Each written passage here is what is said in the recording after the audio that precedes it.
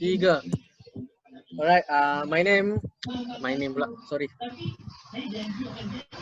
Okay. Today, we're going to present the COVID-19 impact in Malaysia in agriculture sector. All right. My name is Muhammad Syakir bin Shamshuazar. My metric number 204003. You Okay. guys can continue. Okay now. Hello everyone. My name is Muhammad Adib Adhwa bin Muhammad Zali and my metric number 203458. Okay. Okay, hello everyone. My name is Dainal and my metric number is 201961. Okay, next. Okay, hello everyone. My name is Viefenz Robert and metric number 203461. All right. Let's begin our presentation. We have 4 in our contents, which is introduction, agriculture in Malaysia, about the impact of COVID-19, and the analysis, which is statistics, report, and etc. about agriculture sector. And the lastly, conclusion, did Malaysia agriculture survive or not? So let's begin our introduction. This is the first point of our group. Okay, the COVID-19 pandemic has been confirmed to spread in Malaysia on January 25, 2020. As of July 12, 2020, there were confirmed 8,718 confirmed case with 8,519 cases recovered and 77 active and 122 death cases. Following the increase in cases in March, the Yang di-Pertuan Agong expressed his concern over a sharp positive case. The next step is announced by the Prime Minister of Malaysia to address the spread of the virus in the country through a live broadcast on March 13, 2020. With the spread of the virus in all states and federal territories in Malaysia until March 16, the Malaysian government announced that they had decided to implement a partial national curfew known as the Movement Control Order from March 18 to August 31, 2020 to curb the increase in positive cases in the country. Agriculture sector should be given attention during this COVID-19 crisis to ensure the sustainability of food supply and protect the vulnerable population from economic hardship. The median and average salaries of agriculture sector workers are the lowest when compared to other sectors.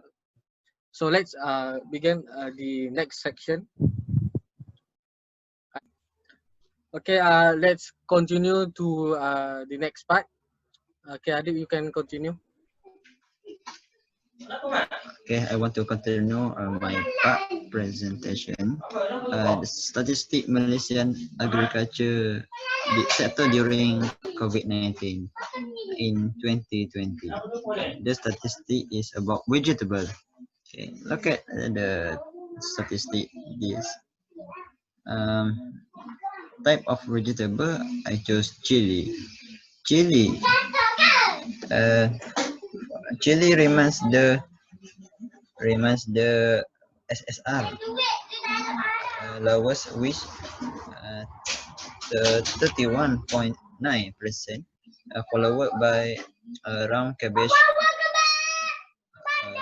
38.7%. Okay. On the contrary, mustard recorded SSR most highest compared to other fruit. This 97.6%. Okay, what is SSR?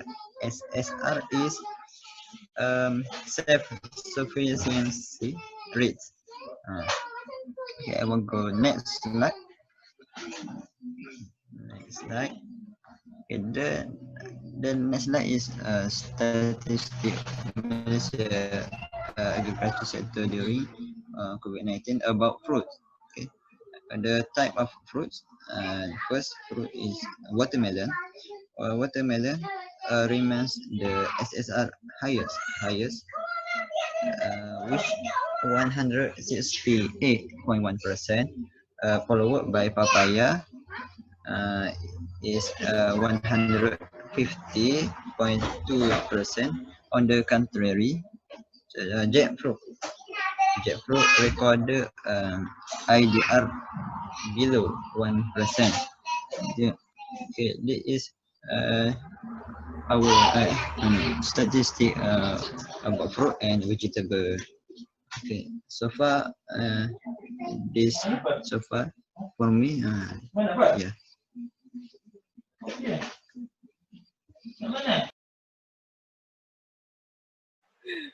Okay, I continue to my part. The problem arising during COVID-19. Okay, the first problem is lost job. Okay, a total of 46.6% of 168,182 self-employed lost their job during the movement control order in Malaysia. Datuk Sri Dr. Muhammad Uzir Muhyiddin said the percentage was obtained through respondent in age 15 years old above was our participated in the survey on the impact of COVID-19 to the economy and individual. This survey implemented by the Department of Statistics Malaysia in 23 to 31 March 2020.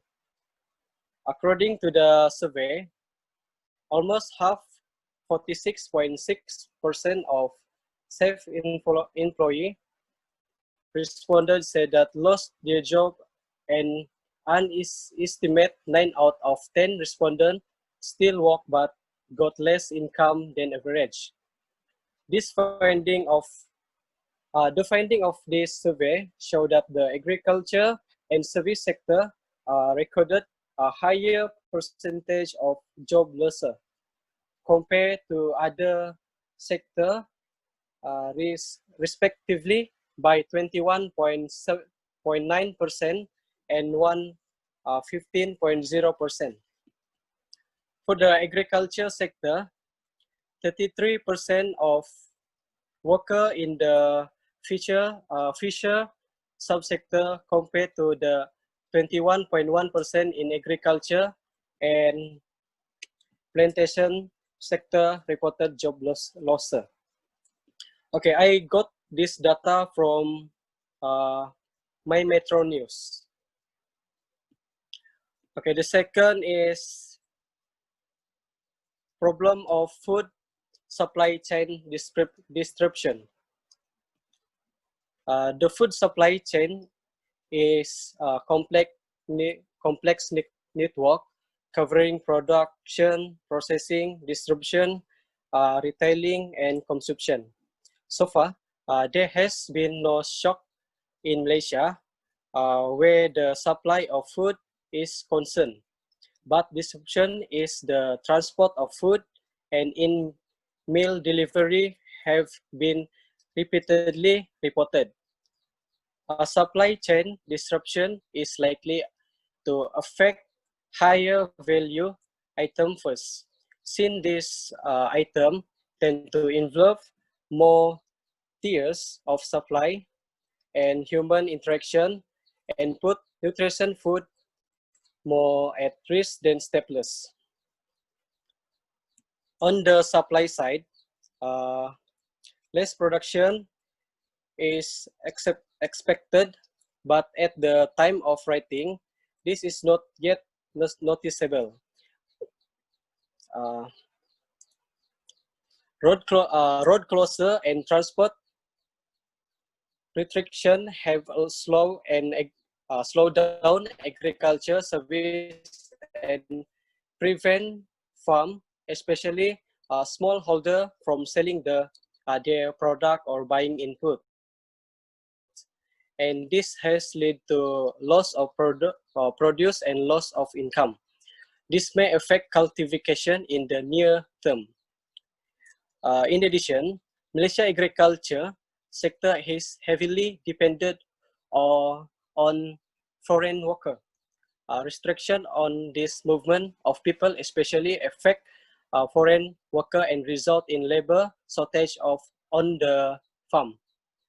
This affect the crop, livestock and fisher subsector, especially the labor intensive one.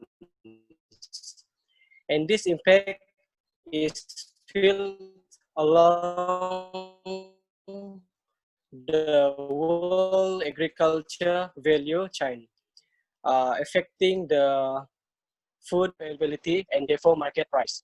On the observe a significant rise in the demand, but this smoothed itself or kick out quite quickly. Food demand, especially for food, for basic food commodity, and overall consumption over a limit span of time does not tend to vary much. Even if dietary pattern may change. And usually, temporary increase in demand tend to have inflationary effect. Price of healthy food may rise, and this will change the dietary pattern of consumer. Since poorer household typically spend the largest share of their income on food. A rise in food price, however, temporary, will hit them most. Okay, the secondly is impact on agriculture production and income. Limit on the mobility of people across border or movement control order (MCO) are contributing problem of production and income on agriculture in Malaysia.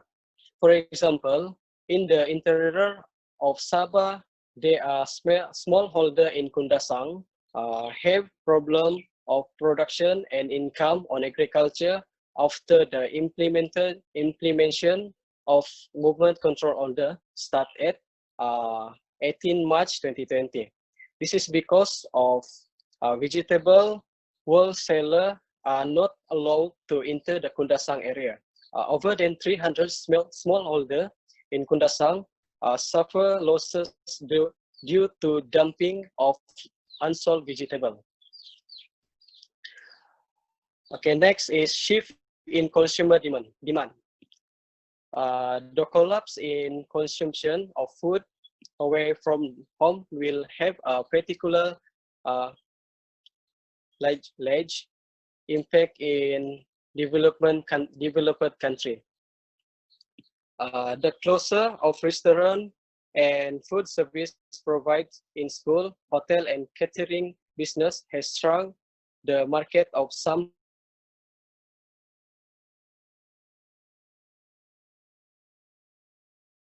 commodity. For example, potato daily product, with some of those losses compensated for by increased demand for supermarket. Demand also appear to have shifted away for higher value item and towards staple and ready to eat foods that can be stored. This significant change in the composition and the some commodity, the level of demand will put whole value chain under pressure. Manufacturer and adjusting production and distribution, for example, to shift for producing bulk item for food, service, and small packet for home use. However, some will have difficult keep their business viable. This is also need to adapt and deliver food through different channel, for example, via supermarket or direct home delivery, as opposite to open market or direct to restaurant and catering business.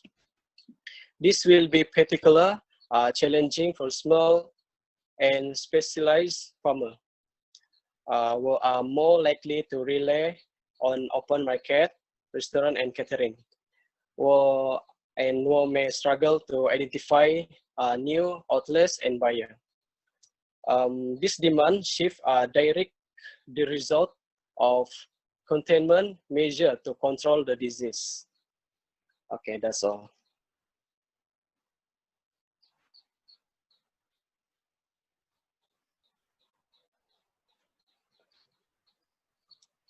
All right. Thank you, Viefenz. So we move on the next part, which is so this is the next point. Movement Control Order on the night of March 16, 2020, due to the drastic increase in cases since the previous day. The Prime Minister Tan Sri Muhyiddin Yassin announced an action called the Movement Control Order (PKP), which involves the following regulations: restrictions on entry of all foreign tourists and visitors into the country, comprehensive restrictions on all Malaysian travel abroad, with newcomers required to undergo a health examination and a voluntary quarantine for 14 days. A comprehensive ban and mass movements and gathering across the country, including religious, sports, social and cultural activities. All houses of worship and business premises except supermarkets, public markets, grocery stores, convenience stores selling everyday necessities. For Muslims, all religious activities in mosque and suraus, including Friday prayers, are cancelled.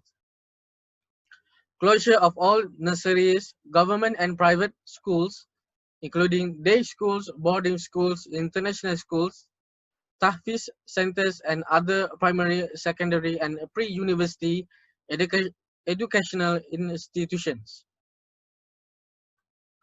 Closure of all public and private higher education institutes, as well as skills training institutes nationwide, and a closure of all government and private premises except those involved with important national services, namely water, electricity, energy, telecommunications, postal, transportation, irrigation, oil, gas, fuel, lubricant, broadcasting, finances, banking, health, pharmacy, fire, prison ports, airports, security, defense, cleaning, retail, and food supply. That's all for me. Continue for the next session, which is conclusion. Edward?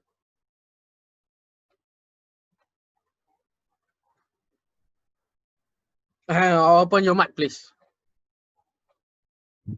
Oh, sorry. Okay, thank you, everyone. So we have come to a conclusion about this COVID-19 impact on Malaysian agriculture sector. Could you move to the next slide, Syakir? Okay, so during the pandemic, the government has announced various initiatives, especially for the agriculture sector and generally small and medium small and medium enterprises during the pandemic. Okay, so however, government should strengthen the protection provided to the agriculture sector and its workers to ensure that the entire food supply chain activities are running smoothly.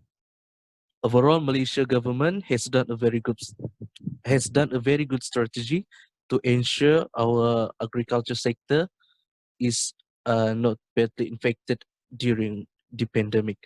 So, which mean here, uh, it is very important for us to look back at these issues because when it's come to a pandemic like this, the food security is one of the biggest problem we face. How we how can we guarantee that we have enough food supply and livestock. So after this, uh, right now the parliament at the Dewan Rakyat, they have been um, talking about the issue of the production of the rice, the rice product to increase to from 70% to 90%. So it is a very good movement, um, and we hope after this we can fight this. We can ensure that the food security is good lah. Okay, so next slide.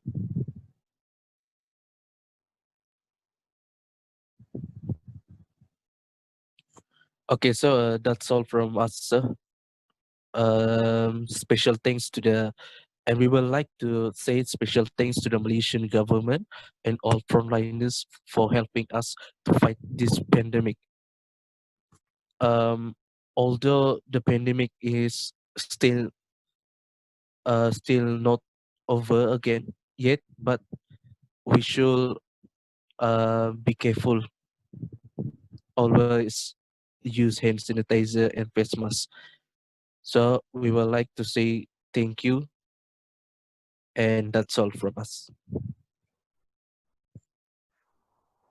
Okay, thank you for listening. That's all for our group. Have a nice day. All right.